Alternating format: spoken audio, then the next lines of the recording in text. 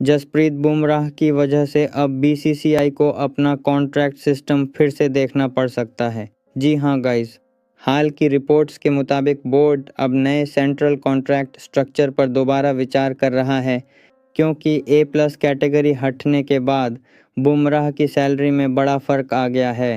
पहले A+ grade में रहने वाले खिलाड़ियों को सालाना करीब 7 करोड़ रुपए मिलते थे, जबकि ग्रेड A, B और C में यह रकम क्रमशः 5 करोड़, 3 करोड़ और 1 करोड़ थी।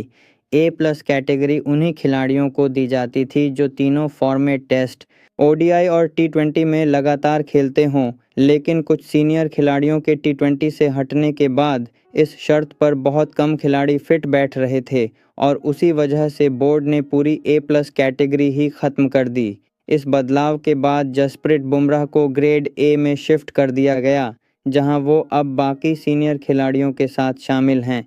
रिपोर्ट्स में यह भी कहा जा रहा है कि बोर्ड के अंदर इस बात पर चर्चा चल रही है कि जो खिलाड़ी लगातार अच्छा प्रदर्शन कर रहे हैं, उन्हें कम पैसे मिलना सही नहीं माना जा रहा। एक सूत्र के मुताबिक बुमराह जैसे खिलाड़ी की सैलरी सीधे कम हो जाना संतुलन के हिसाब से ठीक नहीं लगता। इसीलिए अब कॉन्ट्रैक्ट सिस्टम को थोड़ा बदलने का विकल्प देखा जा रहा है।